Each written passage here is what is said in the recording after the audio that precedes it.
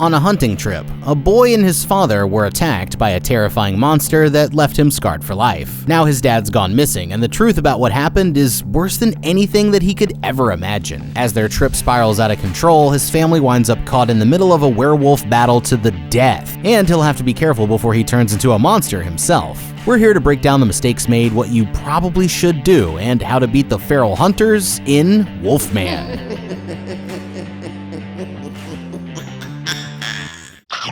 This kid is about to have the most terrifying day of his life. Somewhere deep in the Oregon mountains, a young boy named Blake lives with his father Grady in their isolated farmhouse, where a hiker recently went missing in the wilderness nearby. Early one morning, he wakes up his son and tells the boy that they are going hunting, but it won't be long before something else is hunting them. Along the way, his father points out some poisonous deathcap mushrooms and warns the boy never to touch them, but gets frustrated when he notices that the kid has his head in the clouds, saying how in the forest, every moment is just a matter of life or death. And he's only so strict because he wants to keep him safe. Just then, they notice a deer step out from behind a tree, and Grady goes completely silent as he gets into position. Aiming down his scope, he's about to take the shot when it disappears behind some rocks. But when he turns around, his son is nowhere to be seen. Going off on his own, the kid runs down the hillside, trying to get a better shot, but as he's looking for the deer up on the ridge, he suddenly catches a glimpse of a raggedy-looking man watching him from a distance. It vanishes without a trace the moment that he looks back, but listening closely, he can hear the sound of it growling from somewhere nearby. Okay, this situation is not good, and situations like this are exactly why Blake's dad just warned him to stay close. Knowing that a hiker just went missing in the area means that there must be something dangerous out there. These forests are home to mountain lions, bears, wolves, and coyotes that could all make quick work of a lost kid, but they're much less likely to attack if you stay in a group. Whether it's an animal attack or just an accident like tripping over a cliff, you're always safer if you stick together, and that's why Blake here should have never left his father's side. You see? Now he's about to encounter something that they've never seen before, and although he only managed to get a quick look at it, that thing clearly wasn't an animal. In fact, it looked more like a human who's been living in the forest for an unknown amount of time, which makes the encounter even more terrifying. But the key to survival here is all about paying attention to its actions. When Blake spotted it through the scope, the creature was watching him from a distance, before it suddenly disappeared out of sight again. This is a sign of strategic predatory behavior. It's stalking Blake while waiting for just the right moment to strike, and that's why the absolute last thing he should do right now is panic and try to run. This would signal weakness, triggering the creature's predatory instincts, and in this rough terrain, it'd be able to run him down in just a matter of seconds. Instead, he should rotate his backpack around to the front of his chest, using it like a makeshift body armor for his vital organs, and then slowly back up to a tree and fire a warning shot in the creature's general direction. Not only would this get his father's attention without screaming for help, which could be interpreted as another sign of weakness, but the loud noise of the gunfire might even scare the monster away. Worried, the boy gets to his feet and starts backing away until all of a sudden something rushes up and grabs him from behind. Luckily, it's just his dad, who's furious at Blake for leaving his side, but the life lesson will have to wait, because that's when Grady starts hearing the noises too. Thinking quickly, he leads the kid over to a nearby tree stand and locks the door behind them, waiting with his rifle pointed straight at the ladder. As he listens, he can hear whatever's following them up one rung at a time until it gets so close that they can see the steam from its breath. Suddenly, the creature slams against the door, trying to get it open, but it's only a distraction, because while Grady's focused in that direction, it quietly sneaks around until it's hanging right behind him. Just when it's about to strike, it notices a deer and decides to go after that animal instead, leaving the man and his son unharmed. Waiting for a moment, he stands up and looks across the hill with his scope, where he spots the deer with its guts ripped out and a massive bite wound on its neck. Just then, the monster rushes by again, just on the edge of his vision, and Grady fires a shot into the tree, scaring it off. Going back to his son, he lies and says that it was only a bear, but they need to get home quickly before it gets dark. Later that night, back at the farmhouse, Blake hears his father calling his friend Dan over the radio, and they're talking about the creature that they encountered back in the woods. He's convinced that it's the missing hiker, who contracted a deadly virus known as the face of the wolf, and he wants to go out there and hunt the thing down before it can come after his family for a second time.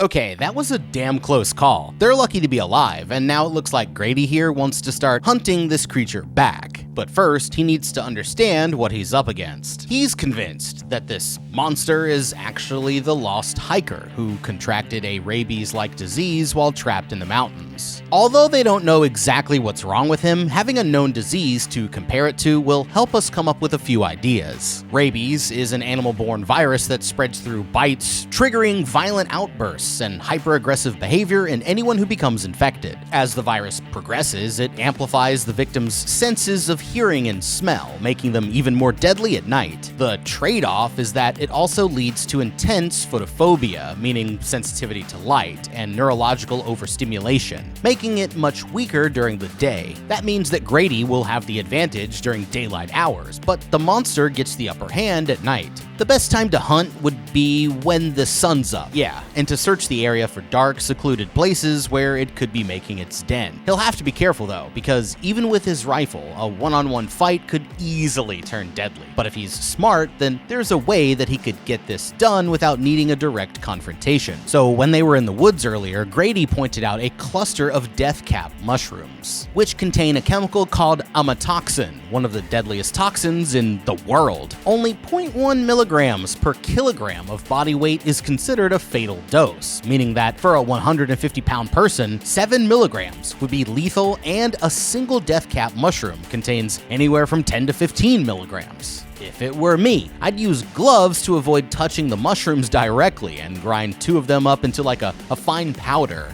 And then I would mix the powder into several pieces of raw meat and leave them out as bait near the creature where it last attacked. I mean, if it takes the bait and consumes the mushrooms, it should drop dead in under 24 hours, allowing Grady to defeat it without the need for a head-to-head fight. Have you ever felt a strange presence in your own home? That unsettling feeling that something just isn't right? If you've been seriously injured in an accident, that feeling of unease might be more than just a ghost in the machine. Insurance companies often try to spook you into accepting lowball offers. They might make the claims process seem complicated and mysterious, hoping that you'll give up. But you don't have to navigate this legal labyrinth alone. Morgan & Morgan is America's largest injury law firm, with a team of experts who can fight for the compensation you deserve if you become their client. They have a proven track record of success, achieving significant verdicts for victims of accidents. $12 million in Florida, 34 times the highest insurance offer. $26 million in Philadelphia, 40 times the highest insurance offer. And the best part, the fee is absolutely free unless you win. Don't let the insurance companies bully you into accepting less than you deserve. Morgan & Morgan will fight to get you the justice you deserve if you become their client. Fighting big companies takes a big law firm. As America's largest injury law firm, they're ready to take on insurance companies of every size. If you are in an accident or are injured in any way, you should know how to protect your rights. Don't overthink it. Take action to protect your rights, and Morgan & Morgan will fight to get the compensation you deserve if you become their client. Morgan & Morgan has modernized the injury law process, so if you want to work with them, you can submit a claim and communicate with your legal team all from your smartphone. You can check out forthepeople.com/beat or scan the QR code on your screen to learn more. Remember, you're not alone in this. If you ever get seriously injured, your case could be worth millions, and you're only a few clicks away from potentially changing your life. It's so easy. You can start your claim now with Morgan & Morgan at forthepeople.com. And now, back to the show. 30 years later, Blake is all grown up and living in San Francisco with his wife and daughter, Ginger and Charlotte, where he's currently between jobs as a writer. After everything that he went through with his father, he tries his best to be the exact opposite of the man that he grew up with, but they have no idea just how horrifying their lives are about to get. Back at home, they're making dinner when his wife barges in, still on a work call, dropping a stack of mail on the counter. Opening it up, he sees that his father has officially been declared dead by the state of Oregon, and all his possessions, including his old farmhouse, were left in Blake's name. Although he'd been expecting it since the man was already missing for a while, it still hurts for him to see the news made official, and he wishes that the two of them had one more chance to speak again. The next day, Charlotte finds Blake on the stairs outside of her office, and she can tell that he's still feeling down. That's when he comes up with the idea of taking a family vacation to his father's old house, and although she hesitates about taking the time off from work, he's finally able to convince her to go, but little does he know, that's about to be his biggest mistake, yo. The family rents a moving van and journeys far into the Oregon wilderness, but what starts out as a fun family road trip quickly turns dangerous when Blake here realizes that he's lost. With no cell phone service to check their GPS, their only choice is to check the old paper maps instead. But while her parents are distracted, the girl notices something watching them from a nearby tree stand. Charlotte gets worried when she notices that he's carrying a rifle, but her husband reminds her that it's perfectly normal for where they are, and he rolls down the window to find out what the man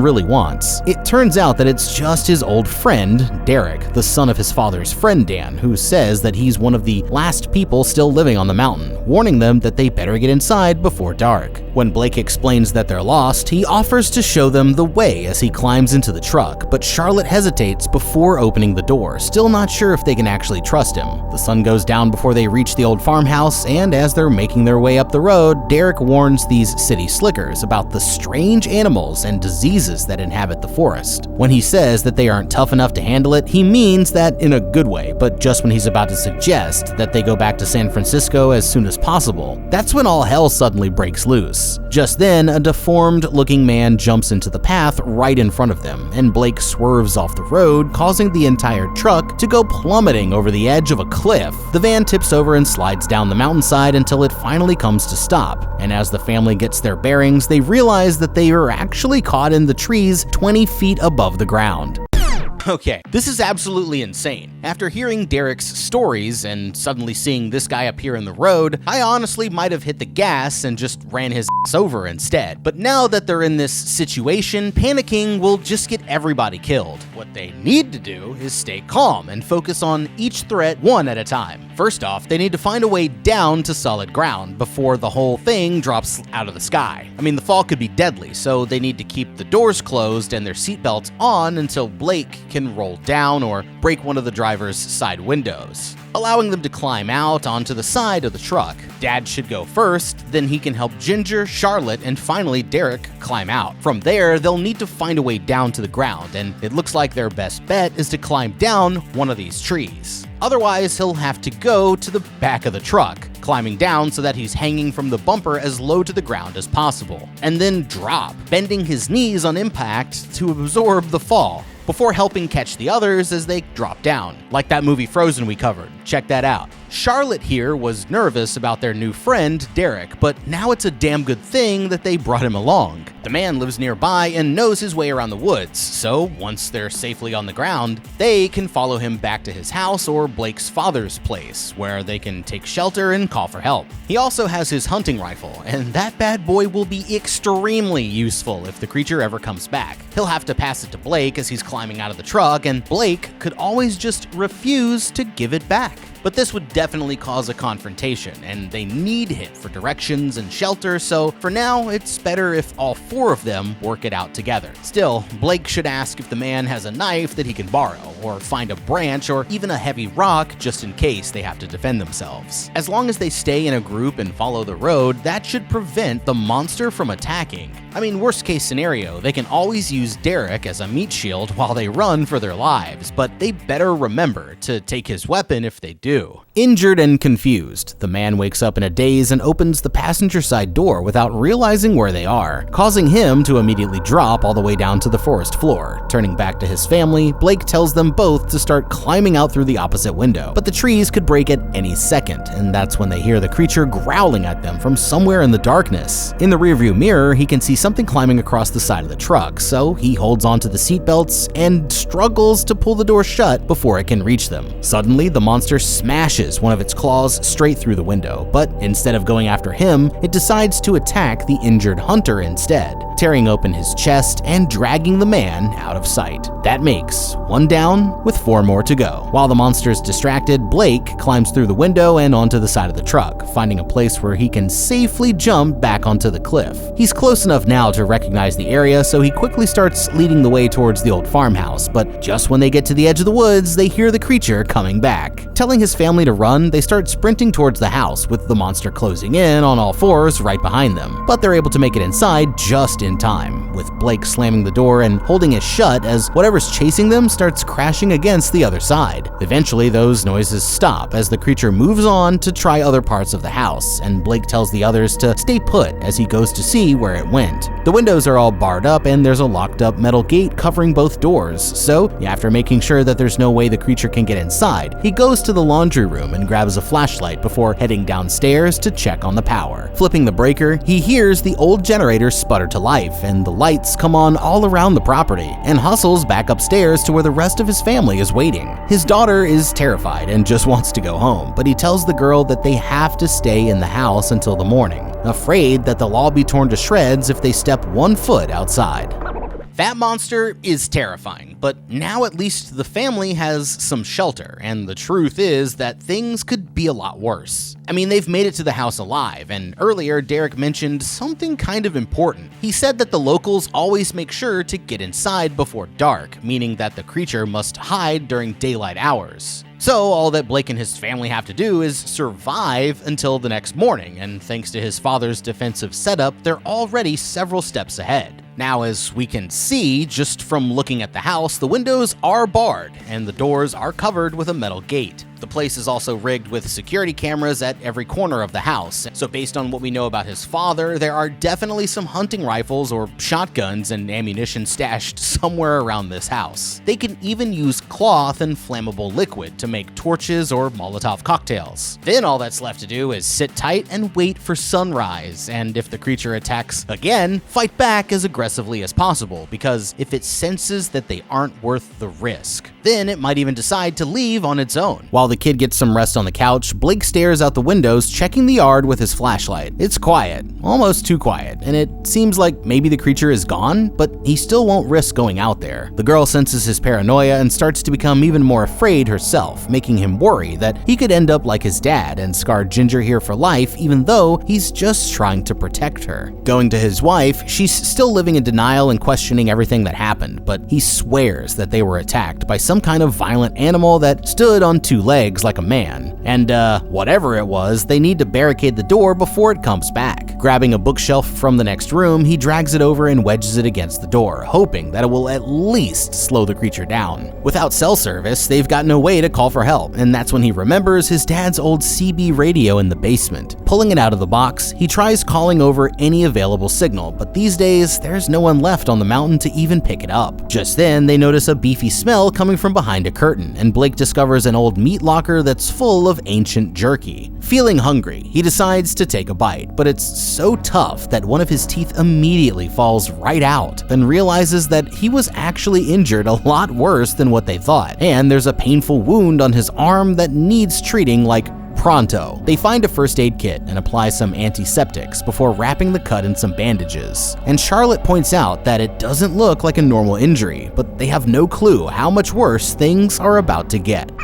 Okay, Blake's injuries may be getting worse, but now that they've had more time to explore the house, they've just found 2 incredibly useful items that could help them survive: the CB radio and the old meat locker. We're gonna start with the radio first. Charlotte tried using it to call for help, but quickly found out that they couldn't reach anybody. This is probably because these types of radios typically only have a maximum range of about 3 to 20 miles, and the mountains and forests are going to limit that even more, so what they need to do is find a way to boost the signal. First, they should use extension cords to move the radio as high inside the house as possible. Earlier, we saw Blake's father using an external amplifier box to reach his neighbor Dan. So, if they find that amplifier and plug it in, then they could dramatically extend their range. And this should also create a ground plane by attaching the radio to a metal surface, using the metal to reflect the signal and boost their transmission strength. And I mean, finally, I'd grab some wire and attach it to the CB's antenna before extending it out of the window as high as possible, because this could easily double or even triple their range. Instead of trying to call every single channel, they should mostly focus on channel 9, which is used for emergencies, and channel 19, which is most commonly used by truckers and hikers. They should broadcast a distress signal over these frequencies every 15 minutes or so, because there's always a chance that a park ranger or an experienced local might pick it up.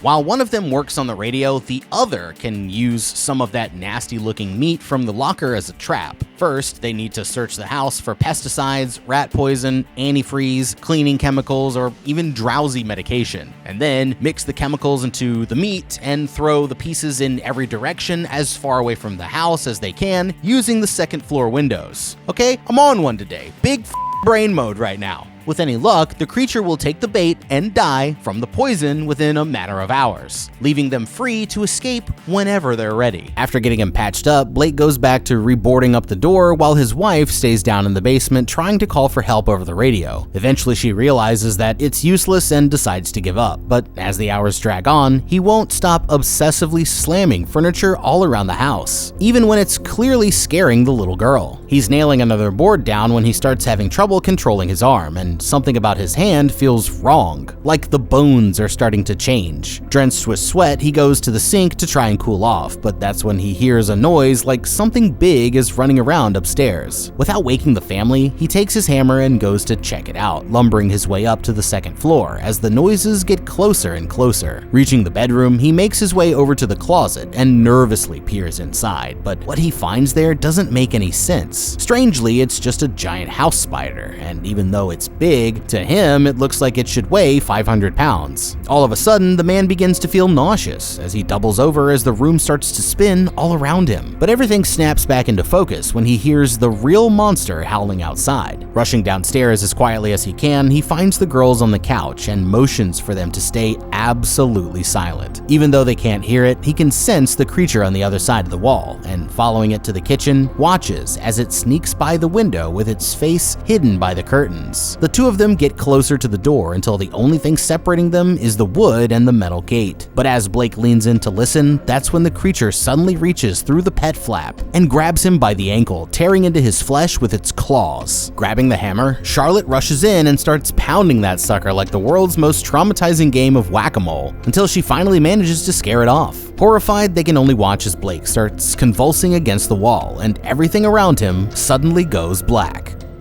Okay, now things are really getting interesting, and the more time that goes by, he's becoming more and more like the creature outside. That's a terrifying thought for his family, but on the bright side, there are still ways that they can use his new abilities to their advantage. His senses of hearing, smell, and night vision have all been dramatically improved. This completely cancels out the other monster's ability to use strength against them, because now Blake can easily pick up on its every move a long way before it strikes. Even in low light conditions, if things continue in this direction, then they can expect Blake to become, inhumanly strong, as well as develop a much higher pain tolerance, meaning that he'll actually stand a chance if he has to fight the creature one-on-one. Overall, having someone with these abilities on their side is extremely freaking useful, man. But there is one major problem. I mean, eventually it's going to get to a point where Blake doesn't even remember who he is anymore. Knowing this, now's the time to try and stop the infection before it gets any worse. I mean, earlier Charlotte tried applying traditional antiseptics to the wound, but they didn't work, indicating that the disease is already spreading throughout his entire body.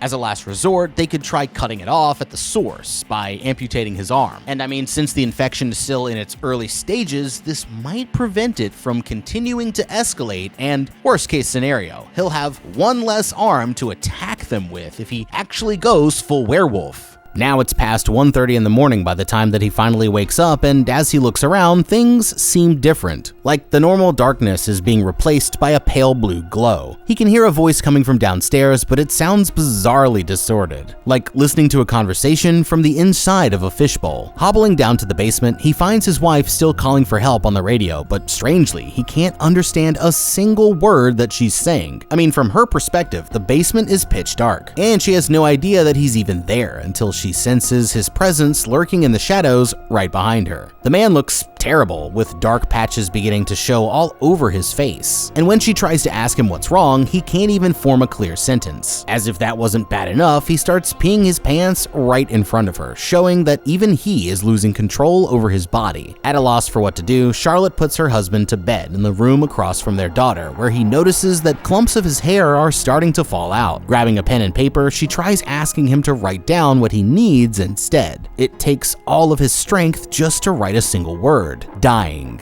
It's not looking good, but his wife isn't ready to give up yet, saying that she loves him and that he needs to pull through for the sake of their family. The only problem is, she has no idea how much worse things have gotten, because from Blake's perspective, he's the only one who's making any sense, and his wife looks like some kind of purple alien with glowing blue eyes. Worried, Ginger comes to check on them, and her mother says that they'll take him to the hospital first thing in the morning. The man leans in closer, still trying to reassure her, but that's when they notice that his arm is bleeding even worse than it was before. Pulling up his sleeve, she's horrified to discover that the entire bandage is soaked in blood, and his arm is rotting at an alarming rate. All of a sudden, the man jumps out of bed and sprints to the corner, scratching at the decaying arm and biting out chunks of his flesh as even more of his teeth start falling out. The sight of his terrified wife finally snaps him out of it, and staggering back over to the door, Blake signals that they need to get him help before it's too late. But they all know that the original Wolfman could come back at any moment. Looking outside, Charlotte spots the man's pickup truck out by the barn, giving her a new idea. Remembering that she found the keys and a spare battery down in the basement, she goes back down to grab them before taking a knife from the kitchen just in case, because they still have to make it to the truck in one piece.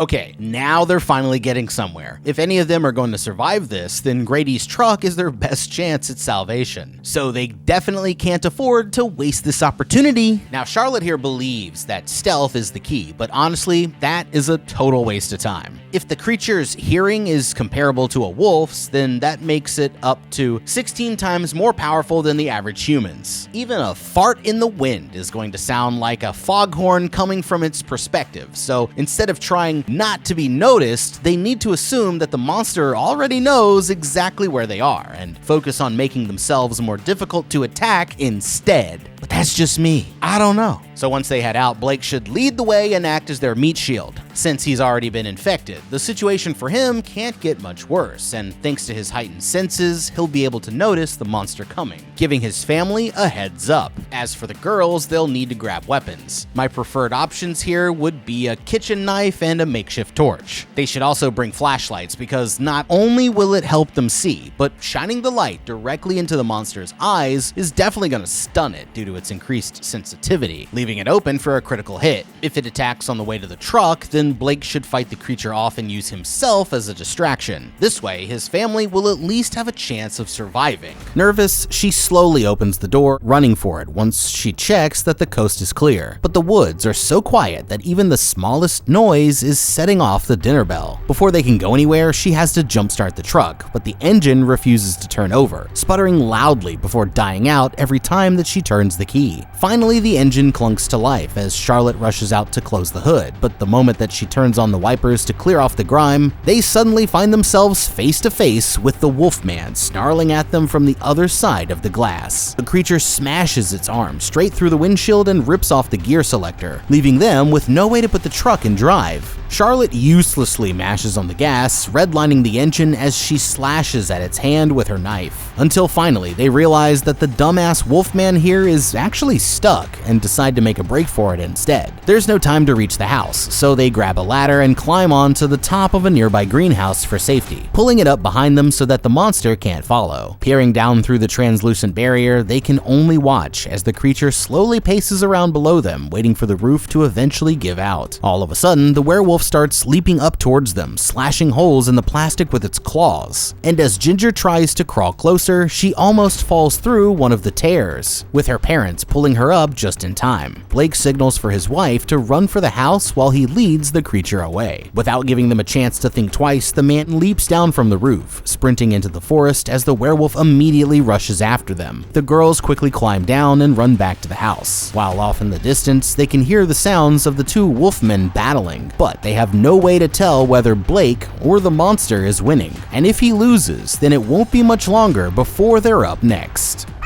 Okay, that was a total disaster, and it all comes down to how Charlotte cracked under pressure. The plan was going flawlessly until old Rabies face here showed up, but if she just mashed on the gas pedal and jerked the wheel abruptly to the side, then she could have generated enough sudden momentum to send him flying off the hood of the truck, and then all they'd have to do is make it to civilization before they run out of gas. Now they're basically back to square one, except this time it's even worse because their only form of transportation is and their best fighter is off in the woods having a wolfman battle to the death. Now, with all that being said, there are still a few ways to get the truck moving, and acting now while the monster is distracted is going to be their best opportunity. During the attack, the monster tore out the column shifter, preventing her from putting the truck into drive, but really he only damaged the handle, leaving the internal mechanisms completely still intact. All Charlotte has to do is find a screwdriver or a pair of pliers and jam them into the opening where the handle used to be attached. Then she can put the truck into gear and drive away just like normal. Otherwise, she'll need to have Ginger stand on the brakes while she goes out and pops the hood. And I mean, who wouldn't want to see that? She'll find the transmission casing near the driver's side firewall that separates the cabin from the engine, and here, there will be another shift lever that she can operate manually to put the truck into gear, allowing them to drive right out of this hellhole before the werewolves come back. Inside, Ginger here is furious with her mother for leaving her dad behind. That's when they hear the sound of a groaning beast approaching the back door, and peering through the window, she sees that it's actually Blake, looking like he's on the verge of death. Terrified but not sure what else to do, she opens the door to let him inside, and he staggers right past them into the other room, where he collapses against the recliner in a state of total exhaustion. When the girl gets close, she can see that his transformation is becoming a lot more severe, and although she tries to reach him, he's lost any ability to communicate. Just then, Blake doubles over in pain, vomiting up a bunch of blood and somebody's finger onto the floor. The girl's screams trigger some kind of predatory instinct as he leaps over the kitchen table and backs Charlotte up against the counter, but she fearlessly stands her ground until his sense of control returns, and her husband slowly begins to remember who he is. Horrified by what he's become, Blake realizes that his only choice is to leave before it gets any worse. But as soon as he opens up the door, the original Wolfman is waiting right on the other side, pouncing on top of him and slashing with its claws as it tries to bite out his neck. The two of them struggle on the floor until the monster finally gets the upper hand, throwing him across the kitchen and pinning his head against the ground. But just then, Charlotte rushes in and stabs it in the shoulder with a knife, distracting the beast as it turns to come after her next. Thinking quickly, she hides their daughter in one of the bedrooms just as Blake jumps back into the fight. But this time, the Wolfman body slams him into the bookshelf and knocks him out cold with a single strike. It's dragging the man away by his ankles when Charlotte starts wailing on it with a poker from the fireplace. But her attacks hardly do any damage no matter how hard she tries. Just when it looks like she's done for, her husband jumps into the room, tackling the monster to the ground and holding its head back as he sinks his fangs into its throat, finally killing the creature once and for all. And when they look at the tattoo on his arm, they realize that it was actually his father Grady all along. That makes 2 down with 3 more to go, and overcome with grief, he immediately hobbles outside before his daughter can see what he's done. Outside, Blake suddenly collapses as his body continues to change uncontrollably, with fingers painfully elongating while his nails fall off as sharp claws begin to grow through, and he has to break his own jaw to help it form into its new shape. Standing up, he looks into the pitch-dark forest and lets out a bone-chilling howl that echoes through the mountains for miles around. Back in the house, Charlotte is trying to explain what happened to their daughter when the power suddenly goes out. Going to the window, she spots the horrifically deformed man growling at them from the other side, until, looking up, he abruptly disappears and starts slamming things around somewhere upstairs. That's when they hear the unmistakable sound of glass shattering, and knowing that the monster is inside, they start slowly backing up towards the door, having no idea that he's already creeping down the staircase just a few feet away. All of a sudden, the monster appears right behind Ginger, and the two of them run away terrified. Instead of attacking, he corners them against the wall and slowly reaches out towards their daughter, but Charlotte instinctively slashes his arm with the knife, and he painfully tears it away as they run for the door. Okay, well, so much for vacation magically fixing their relationship. On the bright side, at least now, Charlotte and Ginger will be a lot closer thanks to the shared trauma bond, if they actually survive. But one thing's for sure, when your family road trip goes so wrong that it ends with you transforming into a hideous, rabid mutant with no control over his mind or body, there's only one thing left to say. Sorry, Blake, but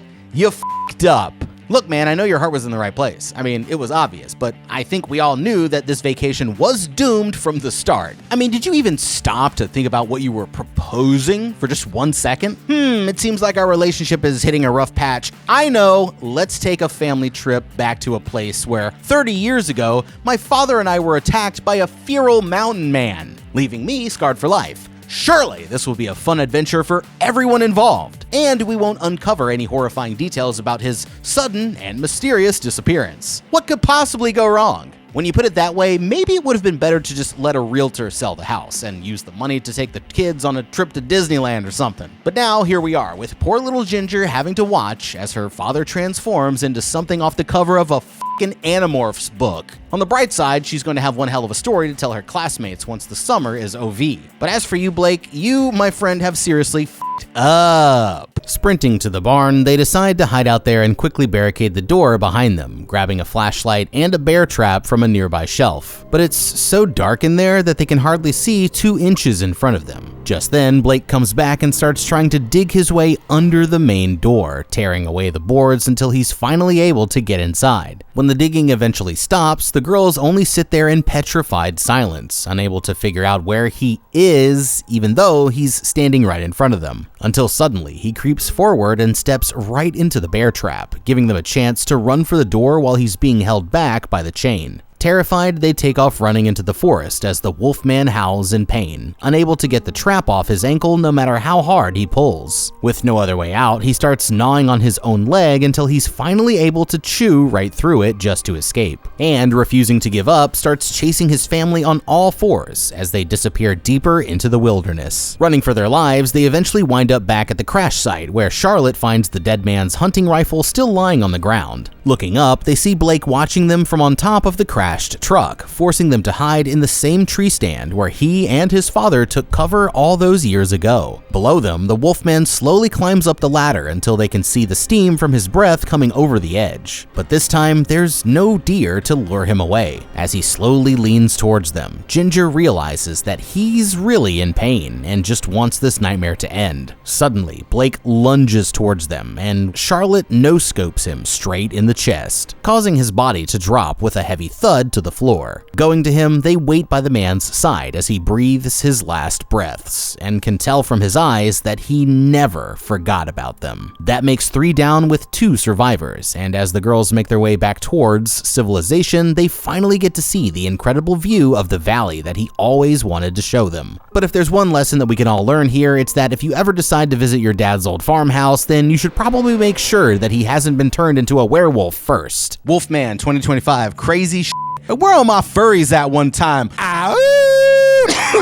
Is that what furries sound like? Anyways, thank you so much for watching. Leave a like and subscribe, and check out that How to Beat playlist for more videos just like this one. If you would have done anything differently, leave me a motherfucking comment. Discord coming soon. I'm the guy, and I'll see you in the next video. Have a damn good day.